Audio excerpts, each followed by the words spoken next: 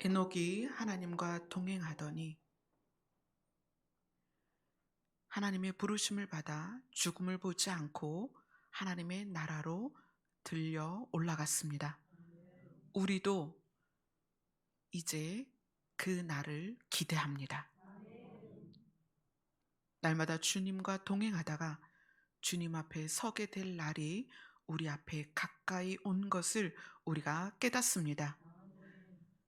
에녹처럼 늘 주님과 동행하며 하루하루 살아갈 수 있도록 하나님이 도와주시옵소서.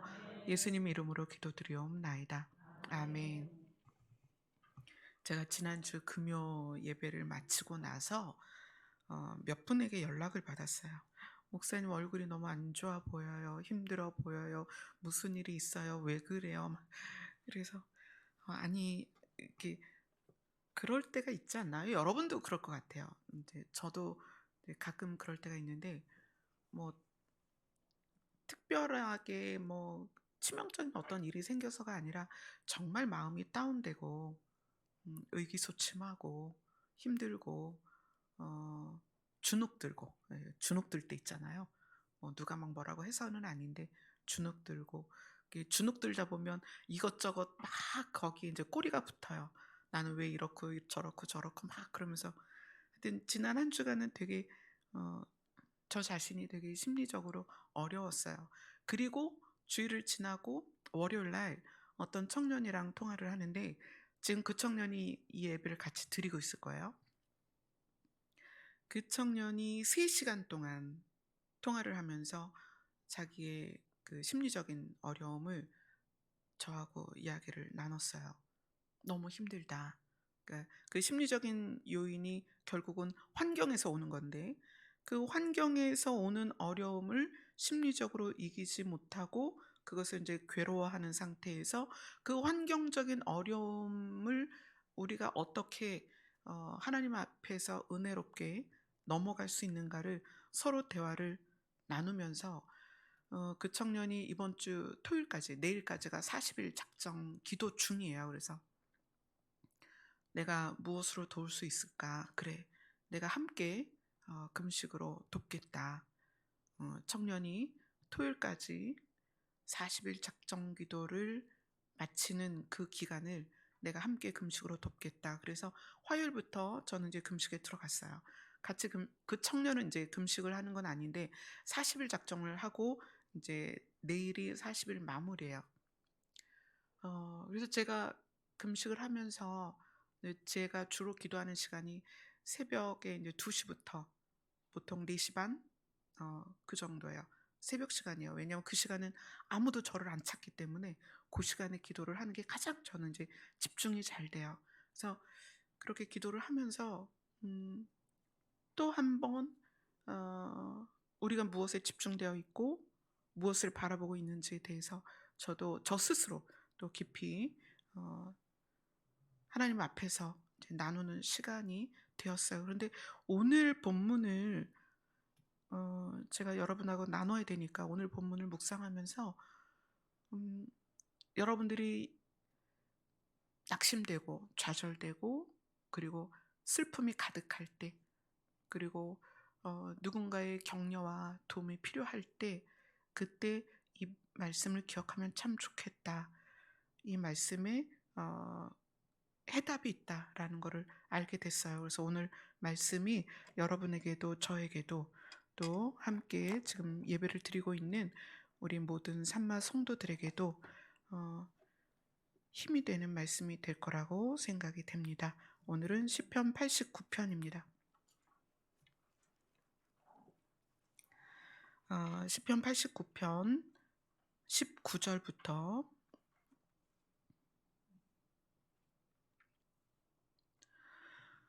음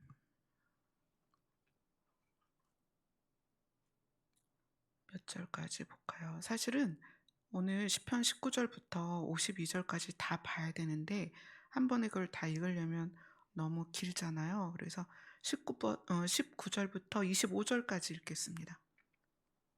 시작. 그때 주께서 환상 중에 주의 성도들에게 말씀하여 이르시기를 내가 능력 있는 용사에게는 돕는 힘을 더하며 백성 중에서 택함 받은 자를 높였을 때 내가 내 다윗을 찾아내어 나의 거룩한 기름을 그에게 부었도다. 내 손이 그와 함께하여 견고하게 하고 내 팔이 그를 힘있게 하리로다. 원수가 그에게서 강탈하지 못하며 악한 자가 그를 곤고하게 못하리로다. 내가 그의 앞에서 그 대적들을 박멸하며 그를 미워하는 자들을 치려니와 나의 성실함과 인자함이 그와 함께하리니 내 이름으로 말미암아 그의 뿔이 높아지리로다. 내가 또 그의 손을 바다 위에 놓으며 오른손을 강들 위에 놓으리니. 아멘. 시편 89편 1절부터 지난주에 18절까지 볼 때 주제는 뭐였냐면 하늘에서 견고히 하실 것이다. 누구를? 하나님을 아버지라 부르는 하나님의 성도들을, 하나님이 택한 자들을 하나님께서 견고히 하실 것이다. 그리고 이제 그 구체적인 약속을 보여주시는 거예요. 그때에 주께서 환상 중에 주의 성도들에게 말씀하여 이르시기를. 자, 이 시편 저자는 다윗이 아닌데 다윗을 끌어와서 이 시편의 내용들을 이루어가고 있어요. 근데 여기에서 이제 이 시편 저자가 보고 있는 거예요. 주께서 환상 중에 주의 성도들에게 말씀하여 이르시기를 내가 능력 있는 용사에게는 돕는 힘을 더하며 백성 중에서 택함 받은 자를 높였으되 내가 내 종 다윗을 찾아내어 나의 거룩한 기름을 그에게 부었도다. 자, 하나님이 환상 중에 주의 성도들을 어떻게 하고 계시는지를 지금 보여주시죠. 능력 있는 용사들에게 힘을 더하시고 백성에게서 택함 받은 자를 높였는데 특별히 다윗을 찾아내어서 그에게 기름을 부었다 이렇게 얘기를 해요. 하나님이 이스라엘 백성하고는 이미 약속을 했어요. 너희는 내 거다. 내 백성이다. 라고 약속을 해서 그 백성들에게 용사에게는 힘을 주고 또 택함 받은 자들 여기에서는 이제 택함 받은 이스라엘 백성 중에 특별히 하나님이 세워야 될 자들을 세우신다는 내용이죠. 그런데 여기에서 어떤 사람을 다윗을 찾아내서 나의 거룩한 기름을 그에게 부었다. 그리고 기름을 부은 다윗에게 하나님이 어떤 약속을 해 가는가를 오늘 이제 시편 내용에서 쭉 나누고 있어요. 근데 이 부분을 우리가 살피면서 우리가 무엇을 생각해야 되냐면 이스라엘은 하나님이 직접 선택한 민족이고 택한 백성이에요. 그래서 예정론에 의한 믿음의 기본을 가지고 있는 분들은 하나님이 택했다라는 것을 이스라엘을 택한 것처럼 애초에 택해서 그 외에는 다 이방인이다 이렇게 말하는 그것을 예정론에 접합시켜서 하나님이 미리 택하지 않으면 구원받지 못한다고 생각을 해요. 그런데 그것은 구약에 의한 택함이고요. 신약에 의한 택함은 언약으로 택하시는 거예요. 언약의 택함이 뭐냐면 이스라엘 같이 하나님이 지명하여 택한 게 있고, 그죠? 음, 세례 요한 같은 경우도 모태에서 이미 지명하여 선택이 됐고, 삼손도 모태에서 이미 지명하여 선택이 됐죠. 그러나 이러한 택함 말고 언약에 의한 택함이 있어요. 언약에 의한 택함이란 예수 그리스도로 말미암아 죄 사함을 받은 자들. 그게 언약의 택함이에요. 그래서 예정론에 너무 깊이 들어가 있는 분들은 하나님이 예정한 사람 외에는 구원받지 못한다 이렇게 얘기를 해요. 그런데 그 예정론을 우리는 조금 더 하나님의 성품을 기반으로 봐야 된다는 거예요. 하나님의 성품을. 그래서 하나님의 성품은 누구든지 주의 이름을 부르는 자를 구원하길 원하시는데 그래서 구약의 택함과 신약의 택함은 다르다는 거예요. 지금 이제 여기에서 그 이스라엘 중에 또 누구를 택했냐면 다윗을 택했다. 그리고 그에게 기름을 부었다. 그래서 다윗이 왕의 기름을 받고 왕이 되었죠. 그런데 우리에 대해서 뭐라고 말하죠? 우리는 왕 같은 제사장이다. 왕이며 제사장이다. 이때 다윗이 기름 부었다는 것은 왕으로서의 기름을 부은 것과 특별한 존재로서의 기름 부음을 말하는 건데, 우리에게도 하나님께서는 왕 같은 제사장으로서의 기름을 부었다는 거예요. 그래서 20절부터의 언약을 각자에게 적용시켜야 됩니다. 21절을 같이 읽겠습니다. 시작. 내 손이 그와 함께하여 견고하게 하고 내 팔이 그를 힘이 있게 하리로다. 누구에게? 기름 부은 자에게. 우리는 성령으로 기름 부음을 받았습니다. 아멘. 성령의 기름 부음을 받은 자들이에요. 이 성령으로 기름 부은 자들에게 하나님이 이제 약속하시는 것을 여러분 이제 자세히 보세요. 하나님이 어떻게 약속을 하시는지. 하나님이 견고하게 하시고 힘이 있게 할 것이다. 원수가 그에게서 강탈하지 못하며 악한 자가 그를 곤고하게 못할 것이다. 내가 그의 앞에서 그 대적들을 박멸하며 그를 미워하는 자들을 칠 것이고 나의 성실함과 인자함이 그와 함께하리니 내 이름으로 말미암아 그의 뿔이 높아지리로다. 내가 또 그의 손을 바다 위에 놓으며 오른손을 강들 위에 놓으리니. 하나님께서 우리를 만물 위에 높여서, 이 높임이 만물 위에 높이다라는 것이 하나님이 우리에게 뭐라고 말씀하셨냐면 너희가 신이다라는 걸 표현해 주셨어요. 내가 너희를 신이라고 하지 않았냐. 만물 위에 높였다는 건 거기까지 의미가 확장되는 거예요. 너희가 만물 안에 들어있는 존재가 아니라 만물 위에 내가 너희를 세울 것이다. 그것이 신적인 권위를 말하는 거거든요. 우리는 신적인 권위를 가진 사람들입니다. 그래서 그 신적인 권위를 가진 사람들이 하나님을 뭐라고 부르냐면 26절을 같이 읽겠습니다. 시작. 그가 내게 부르기를 주는 나의 아버지시요 나의 하나님이시요 나의 구원의 바위시라 하리로다. 아멘. 이것이 다윗의 고백이기도 하지만 이것이 장차 예수님의 고백이기도 해요. 예수님이 세례를 받을 때 하나님이 이는 나의 사랑하는 아들이다. 그래서 예수님이 하나님을 아버지라 불렀어요. 그때 당시에 이스라엘 사람들이 그걸 보고 분노했죠. 너가 어떻게 감히 하나님을 아버지라고 할 수 있느냐. 그런데 여기에서 약속을 주셨어요. 기름 부은 받은 자는 하나님을 누구라고 한다? 아버지라고 한다. 아멘. 그래서 우리가 지금 하나님을 아버지라고 부를 수가 있습니다. 다윗도 하나님을 아버지라고 불렀죠. 그가 내게 부르기를, 예수님이 하나님을 부르기를, 또 다윗이 하나님을 부르기를, 또 우리가 하나님을 부르기를 뭐라고 부른다? 나의 아버지야. 아멘. 이것이 기름 부음 받은 자들의 특권입니다.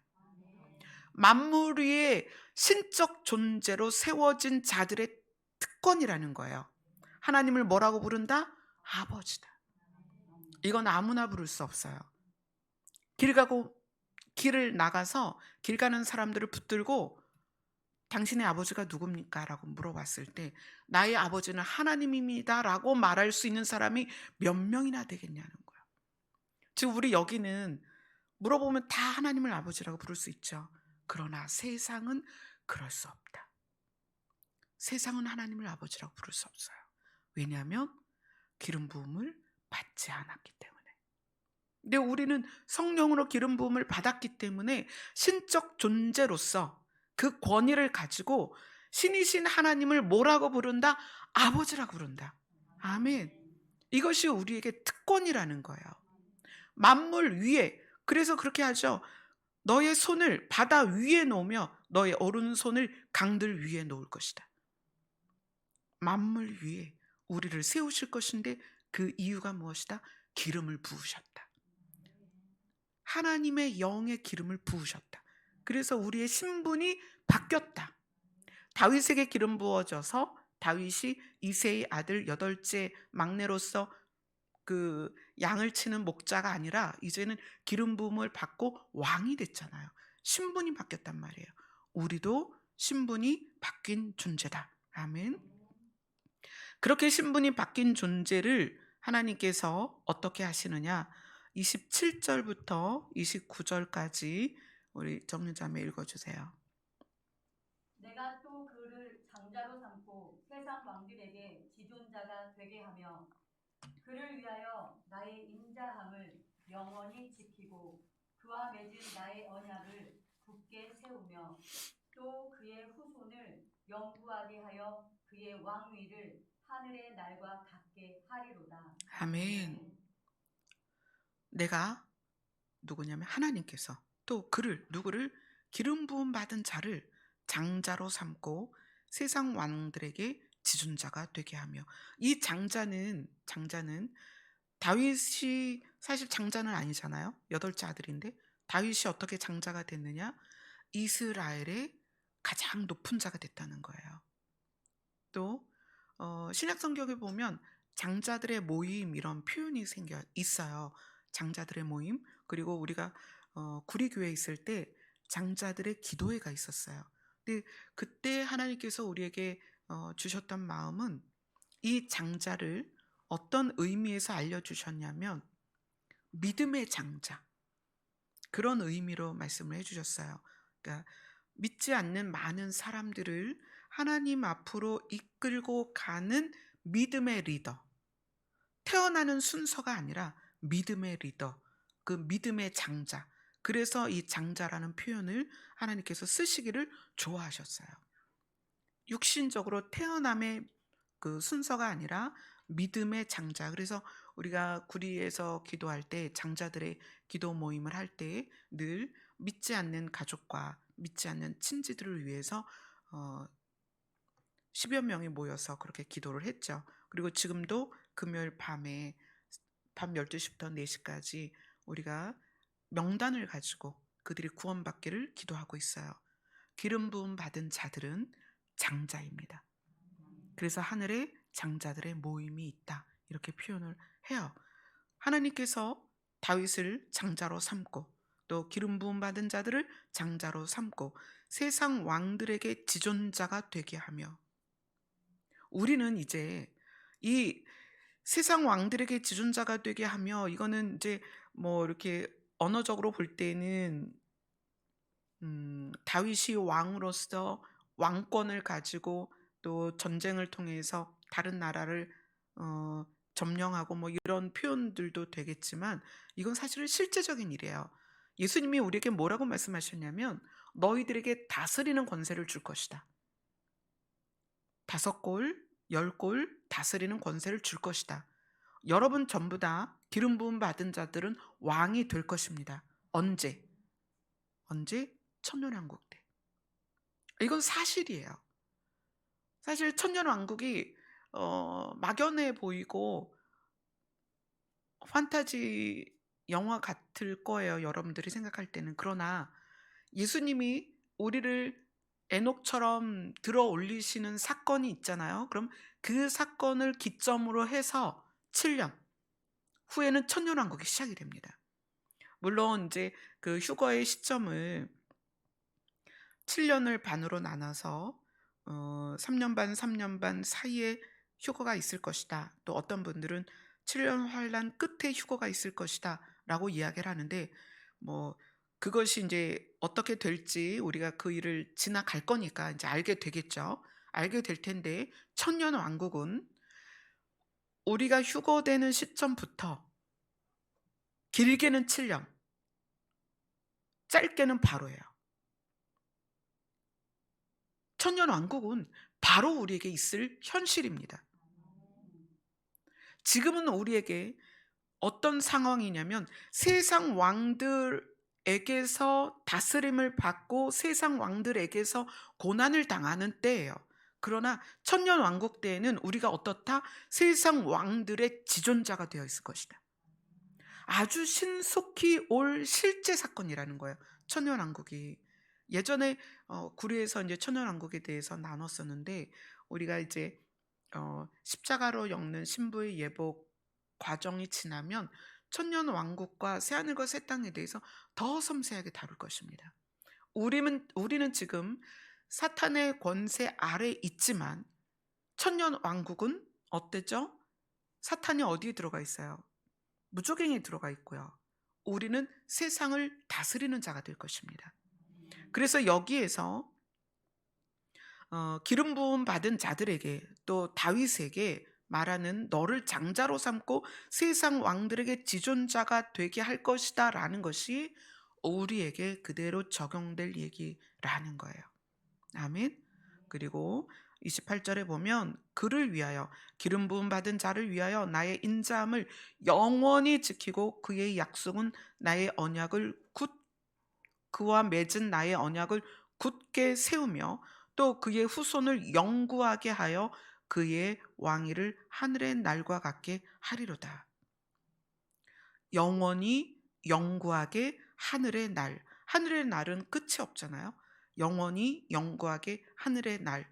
하나님이 기름 부음 받은 자들에게 하는 약속의 특징은 영원하다. 아멘. 영원하다. 자, 그런데 그렇게 약속을 했음에도 불구하고 어떤 일이 있냐면 30절부터 32절까지 같이 읽겠습니다. 시작. 만일 그의 자손이 내 법을 버리며 내 규례대로 행하지 아니하며 내 율례를 깨뜨리며 내 계명을 지키지 아니하면 내가 회초리로 그들의 죄를 다스리며 채찍으로 그들의 죄악을 벌하리로다.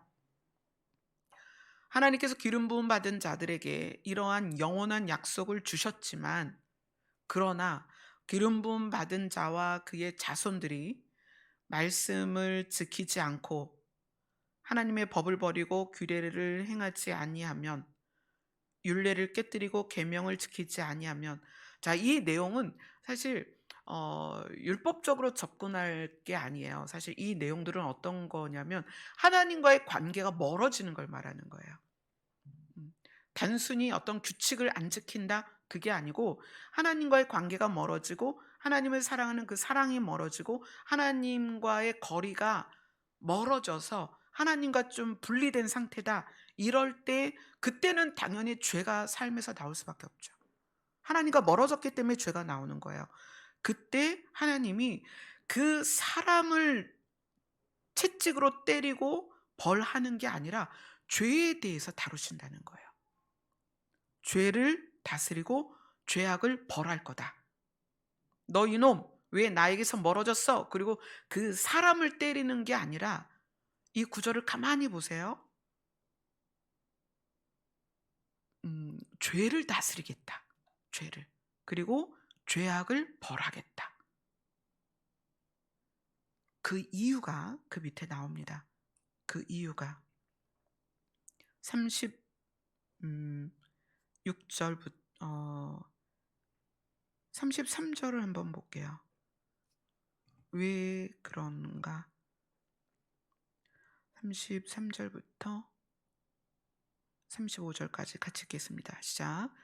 그러나 나의 인자함을 그에게서 다 거두지는 아니하며 나의 성실함도 패하지 아니하며 내 언약을 깨뜨리지 아니하고 내 입술에서 낸 것은 변하지 아니하리로다.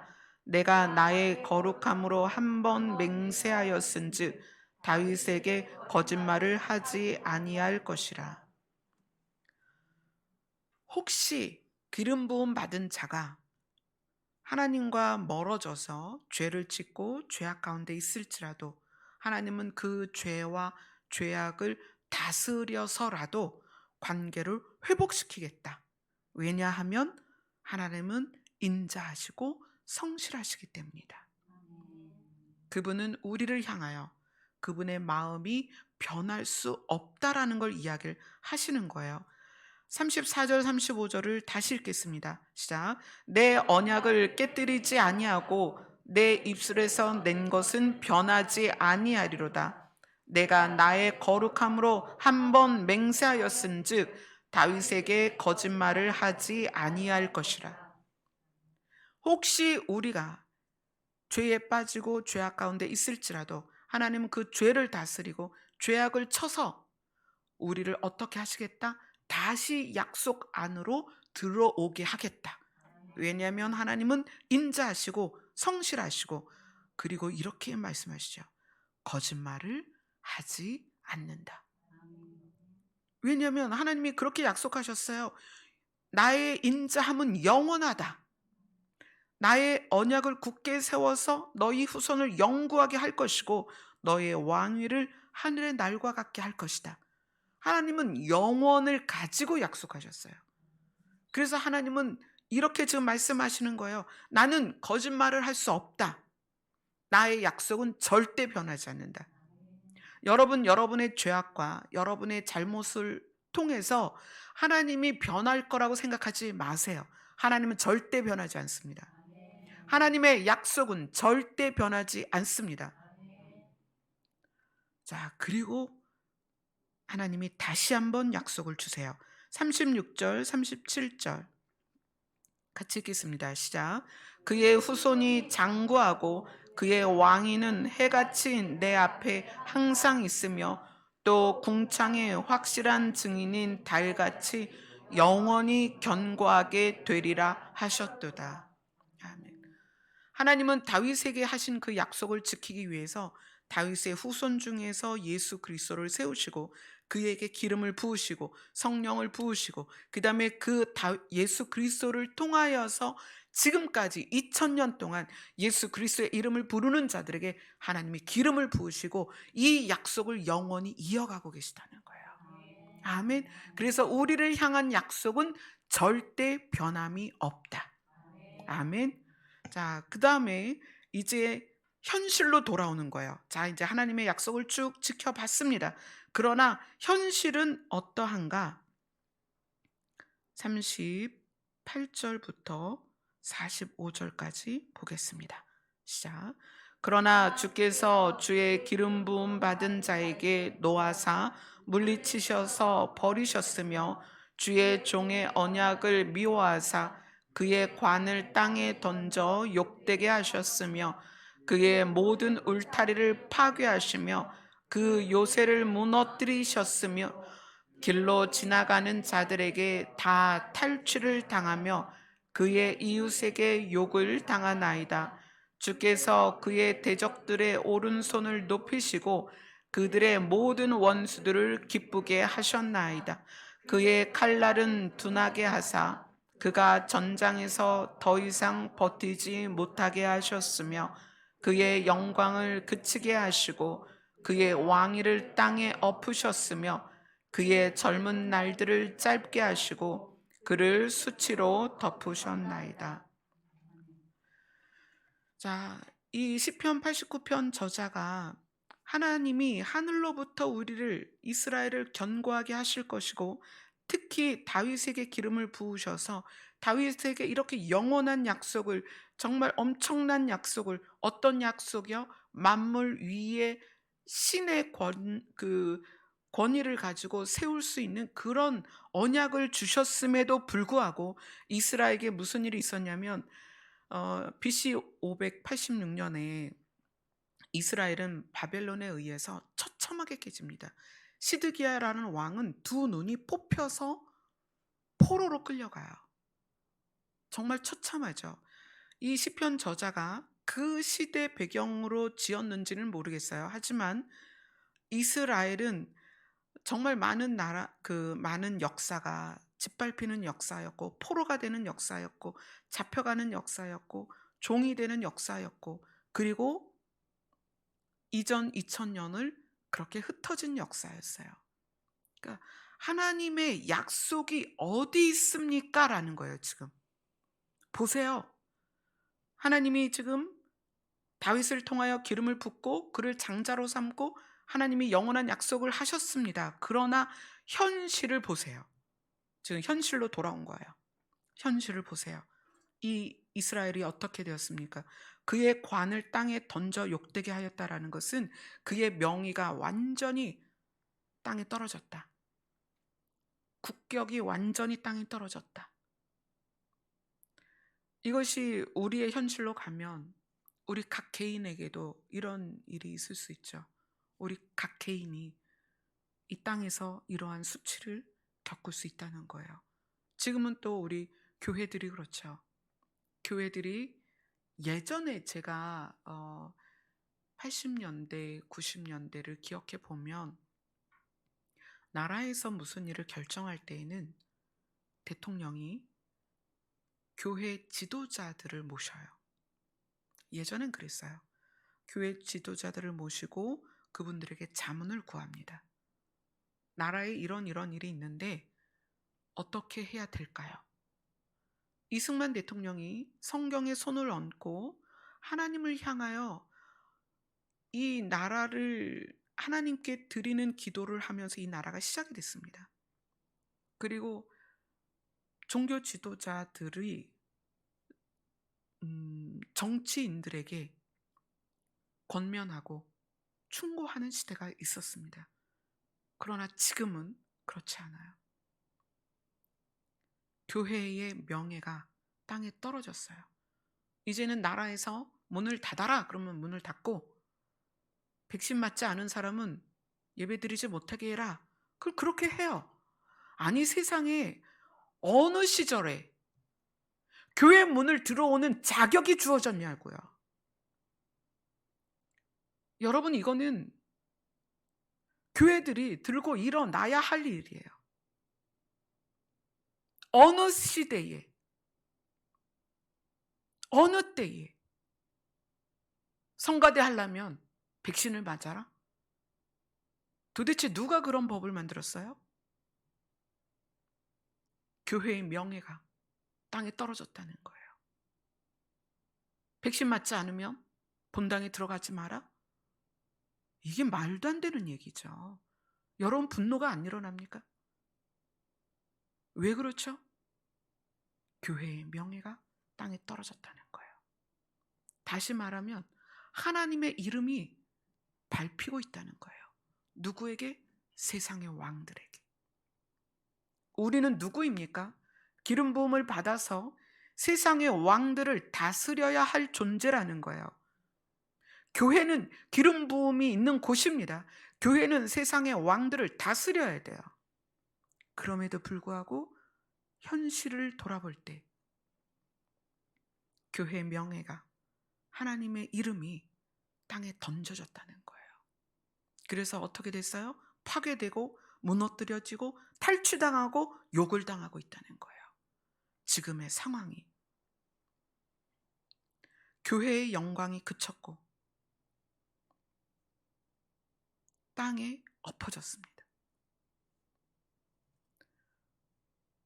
제가 그 법을 들었을 때, 그것을 순순히 순종하며 따라가는 교회들을 볼 때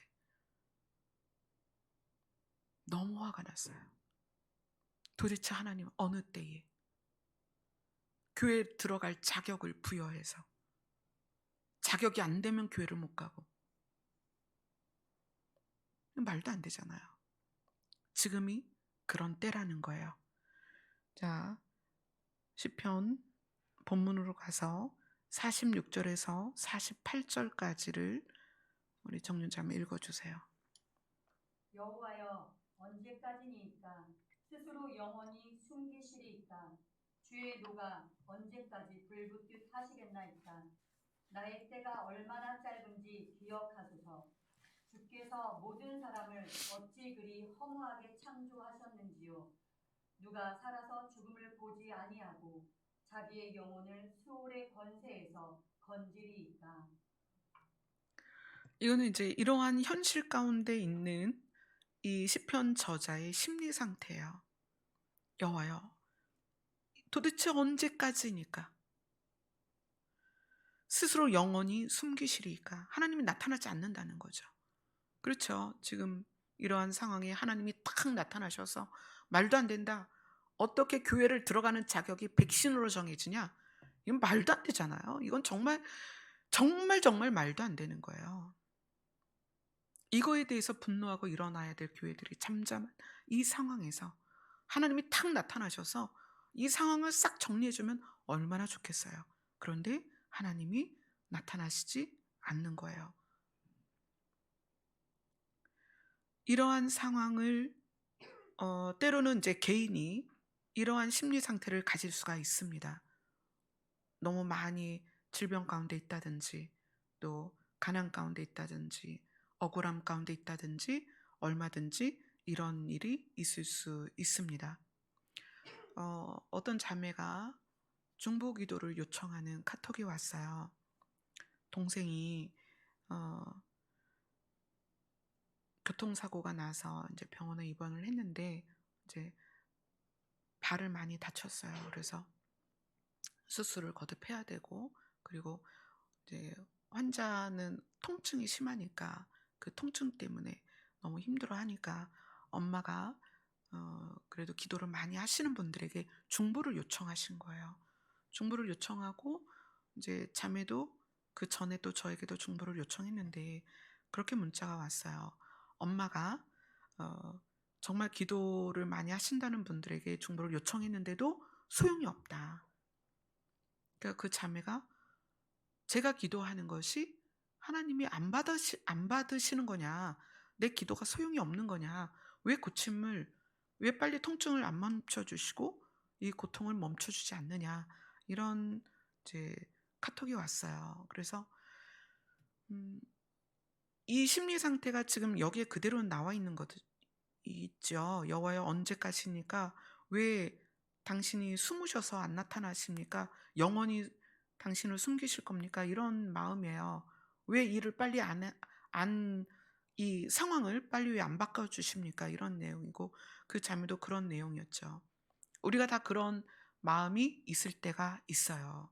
근데 하나님은 어, 그렇게 일하지 않으세요. 자, 예를 들어서 병 질병이 왔을 때 누구나 다 그렇게 기도하죠. 고쳐주세요. 하나님이 싹 고쳐주고, 교통사고 났는데 사고 난 자리에서 모든 사람을 싹 고쳐주고, 가난한 사람에게 돈을 몇 억씩 싹 부어주고, 하나님이 그렇게 일하시면 세상의 질서가 다 무너져요. 하나님이 세운 세상의 질서라는 게 있어요. 하나님은 그 질서 가운데 하나님이 일하신단 말이에요. 그런데 그 대신 뭐가 있냐면 이거는 기름 부음 받은 자들을 향한 은혜입니다. 어떤 게 있냐면 어, 재난, 질병, 사고, 가난, 개인의 연약함 이 모든 것을 가지고 하나님이 어떻게 일하시냐면 결국 그가 그걸 통해서 하나님께 돌아오도록 하십니다. 이게 은혜예요. 자, 세상의 법칙은 재난, 가난, 질병, 사고, 뭐 개인의 연약함 이런 것을 통해서 무너져 갑니다. 세상의 규칙은 그래요. 그래서 더 처참해져요. 그러나 하나님의 규칙은 그러한 요소들을 가지고 그들을 만나 주셔서 그를 하나님의 은혜 안으로 데려가십니다. 이게 하나님의 법칙이에요. 그래서 제가 그 자매에게 그걸 알려줬어요. 하나님은 그걸 통해서 그 가정을 더 하나님 앞으로 인도하실 것이다. 동생이 지금은 고통 중에 있지만 하나님은 은혜를 베푸셔서 그 동생을 더 하나님께로 구원의 길로 인도하실 것이다.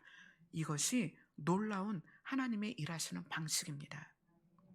자, 그래서 우리가 읽은 곳 다음에 48절부터 보겠습니다. 46절부터 48절까지는 심리 상태인데 49절부터 51절까지 보겠습니다. 시작. 주여 주의 성실하심으로 다윗에게 맹세하신 그 전에 인자하심이 어디 있나이까? 주는 주의 종들이 받은 비방을 기억하소서. 많은 민족의 비방이 내 품에 있사오니 여호와여 이 비방은 주의 원수들이 주의 기름 부음 받은 자의 행동을 비방한 것이로소이다. 현실로 돌아와서 자기의 현실을 보고 자기의 심리 상태 가운데 무엇을 기억했냐면 다윗에게 맹세하신 그 약속을 기억했다는 거예요. 약속으로 돌아왔습니다. 그리고 이 사람이 무엇에 대해서 이야기하냐면 주의 원수들이 주의 기름 부음 받은 자의 행동을 지금 비방하고 있습니다. 강조하는 게 뭐냐면 기름 부음 받은 자의 행동이라고 그렇게 강조를 하고 있어요. 기름 부음 받은 자의 행동. 자, 첫째는 기름 부음 받은 자의 어떤 행동 때문에 원수들이 기름 부음 받은 자들을 비방하냐면, 첫째는 우리가 본문에서 읽은 것처럼 30절, 31절, 32절을 같이 읽겠습니다. 시작. 만일 그의 자손이 내 법을 버리며 내 규례대로 행하지 아니하며 내 율례를 깨뜨리며 내 계명을 지키지 아니하면 내가 회초리로 그들의 죄를 다스리며 채찍으로 그들의 죄악을 벌하리로다. 하나님과의 관계가 벌어져서 하나님과 멀어졌을 때 이스라엘은 늘 포로가 됐어요. 그 지배당하고 끌려가고 나라가 무너졌어요. 그건 뭐죠? 하나님에게서 멀어졌을 때 하나님이 그 멀어진 죄를 다스리고 죄악을 벌하셨기 때문에 그래요. 그래서 기름 부음 받은 자의 행동을 원수들이 지금 비방하고 있다라고 할 때 첫 번째는 기름 부음 받은 자들이 하나님과의 관계가 멀어지면 반드시 비방을 받습니다. 기억하셔야 돼요. 조롱을 받습니다. 교회가 왜 지금 이러한 모양이냐? 기름 부음 받은 교회가 하나님과 멀어졌기 때문이에요. 교회가 하나님과 멀어졌다는 건 세상과 가까워졌다는 거예요. 교회가 세상과 가까워지면 오히려 기름 부음 받은 자들을 비방합니다, 세상이. 왜냐하면 교회의 타락을, 교회의 죄를, 성도들의 죄를 세상이 보기 때문에 그래요. 그래서 세상이 비방하는 거예요. 그 다음에 두 번째는 어떤 비방이냐? 기름 부음 받은 자들이 하나님을 따라가는 그 모습, 그것이 드러날 때 세상은 비방합니다.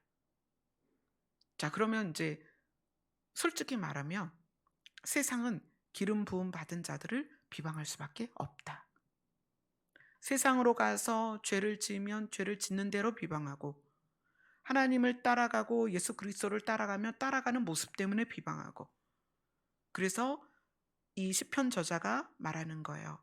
주의 원수들이 주의 기름 부음 받은 자의 행동을 비방하는 것입니다.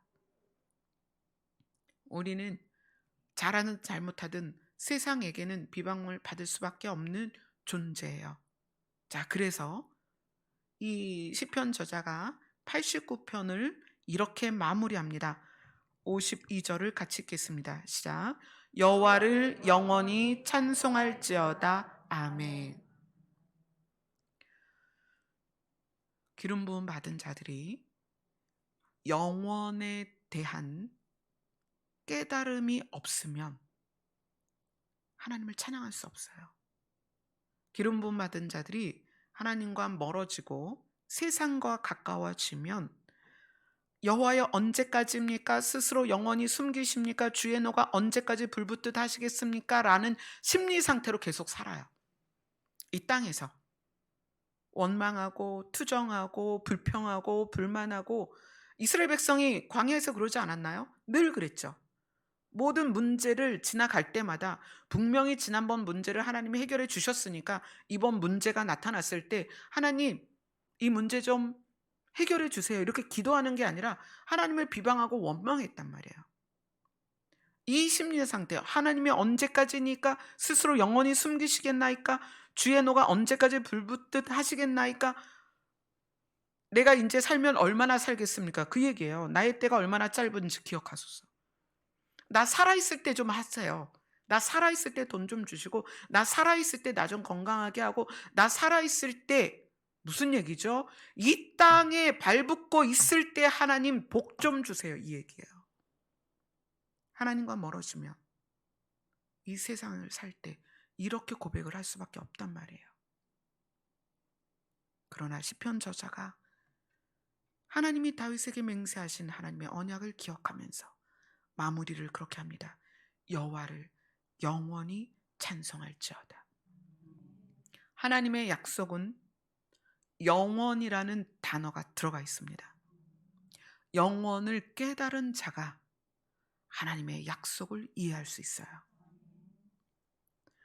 다윗의 때부터 예수 그리스도가 태어나고 예수 그리스도의 기름 부음으로 인하여 그 십자가의 보혈로서 신분이 바뀐 우리에게 이르기까지 이 긴 4,000년의 기간, 이 기간 동안에 하나님의 약속은 변함이 없습니다.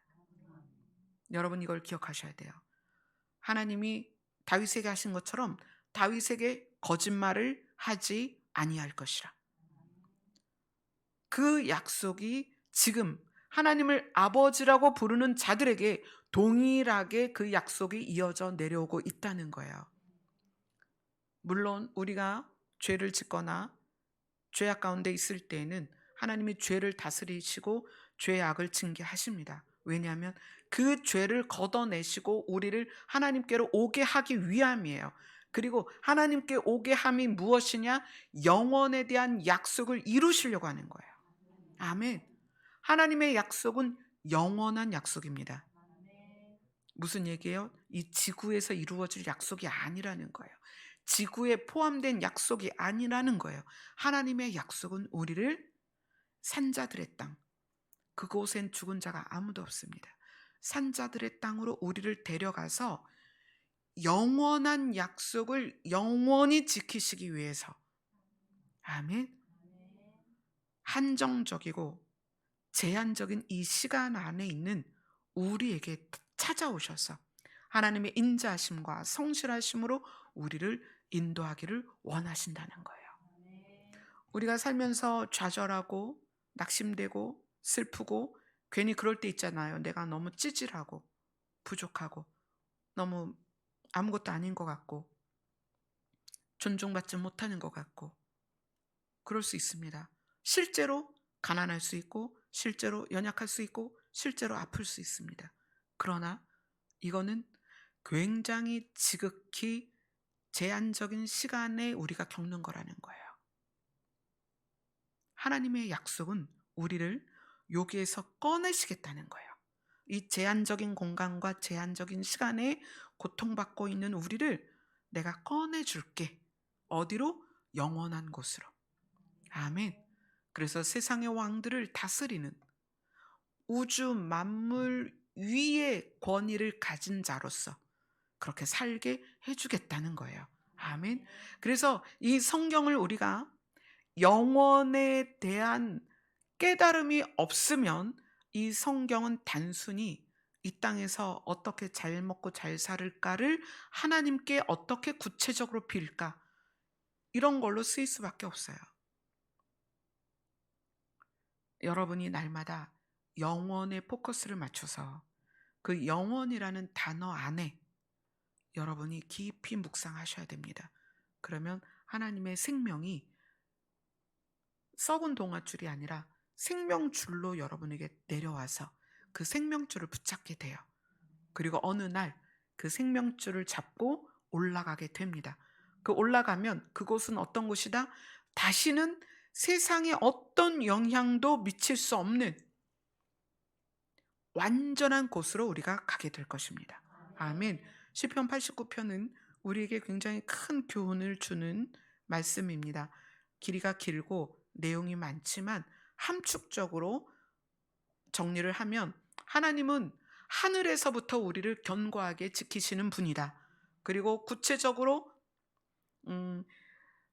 하나님을 나의 아버지요 나의 하나님이요 나의 구원의 바위라고 고백하는 자들을 장자로 삼고 세상의 왕들에게서 지존자가 되게 할 것이고 그리고 하나님의 인자함과 언약과 그 약속을 영원히 지키실 거다. 혹시 죄를 지으면 나는 그 죄를 다스릴 거다. 왜냐하면 그 약속을 지켜야 되니까.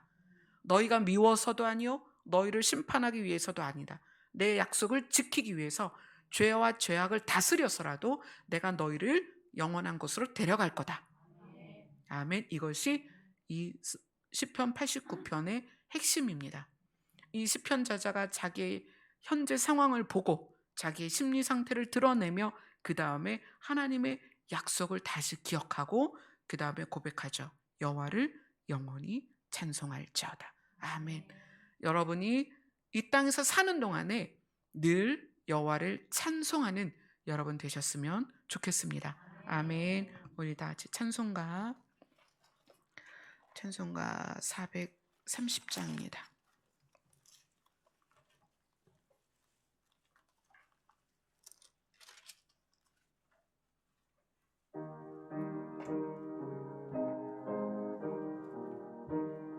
박수치며 합시다.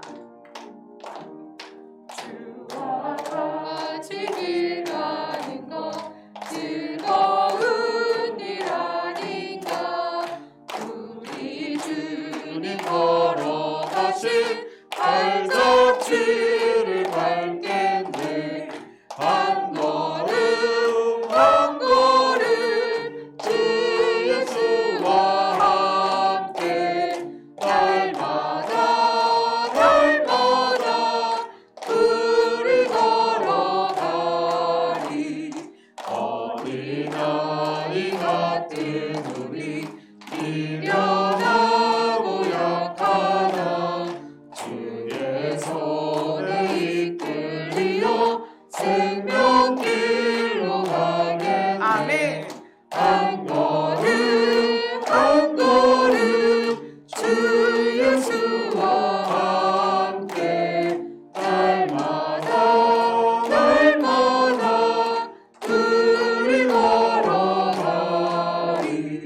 꽃이 피는 들판이나 험한 골짜기라도 주가 인도하는 대로 주와 같이 가겠네.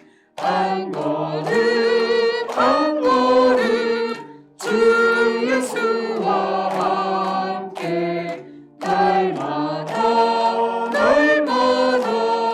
우리 걸어가리.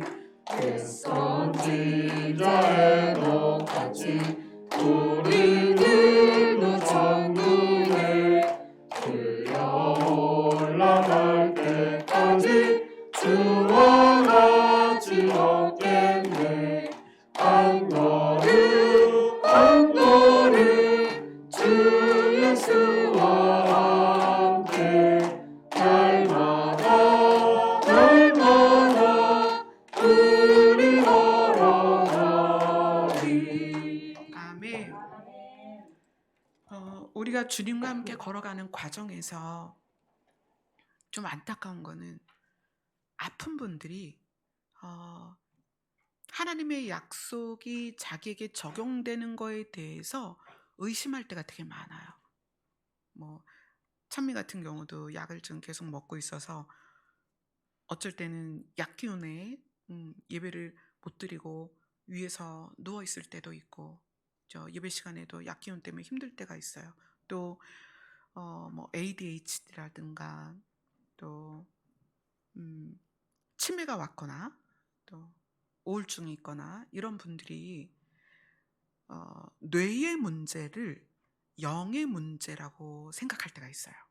이건 굉장히 중요한 문제예요. 뇌의 문제는 감기나 뭐 당뇨병이나 혈압처럼 병입니다. 내 뇌의 문제를 영의 문제다라고 생각해서 좌절을 해요. 나는 구원받을 수 없을 것 같아, 이렇게. 하지만 뇌의 문제도 질병입니다. 그래서 제가 그런 형제 자매들하고 굉장히 많이 상담을 하는데, 어떤 분은 그런 분도 있어요. 우리 어머니는 치매세요. 예전에 교회 열심히 다니셨는데 어떡해요? 이제 자녀도 못 알아봐요. 구원을 어떻게 받아요? 구원은 육으로 받는 게 아닙니다. 아멘. 혹시 가족 중에 뇌의 문제나 그 다음에 뭐 육체 문제라든가 또 치매 같은 경우가 다 뇌의 문제입니다. 이런 걸로 고통당하는 그분들을 향해서 구원받을 수 있겠냐? 이런 의심하지 마세요. 구원은 믿음으로 받는데 그 믿음은 내 안에 있는 내 영의 문제라는 거예요. 아멘. 네. 그리고 이제 오늘 말씀처럼 하나님의 약속은 여러분의 어떠함에 의해서 바뀌지 않는다. 아멘. 우리가 하나님을 아버지라고 부르며 하나님께 돌아올 때 하나님의 약속은 그대로 우리에게 적용됩니다. 아멘. 그것이 하나님의 인자하심이고 성실하심입니다. 그런 하나님이 누구다? 우리의 아버지다. 아멘. 그래서 오늘 이제 지금 몇 시인가요? 10시 7분이에요. 예, 지금 시계가 고장이 나서 제가 시계 고장 난 걸 보면서 그랬어요. 내가 11시까지 하든 12시까지 하든 시계 때문이야. 근데 시간이 얼추 잘 맞았어요. 이제부터 이제 1시간 기도할 텐데 하나님은 어떤 아버지냐면 거짓말하지 않는 아버지입니다. 하나님은 어떤 아버지냐면 약속을 끝까지 지키는 아버지세요. 근데 그 끝을 뭐라고 말씀하시냐면 영원히 지키겠다. 그분이 우리의 아버지입니다. 그분이 우리의 손을 붙잡고 놔주지 않는 거예요. 너 나에게서 도망갈 거야? 안 돼. 내가 너를 붙잡고 있어. 그분이 우리의 아버지세요. 그분이 한 걸음 한 걸음 우리를 그분의 나라로 인도하실 것입니다. 아멘. 이제 이 1시간이 그분과 누구죠? 우리 아버지와 속삭이고 우리의 마음을 아버지께 드러내고 또 아버지의 마음을 함께 나누는 그런 귀한 시간이 되었으면 좋겠습니다. 기도하겠습니다.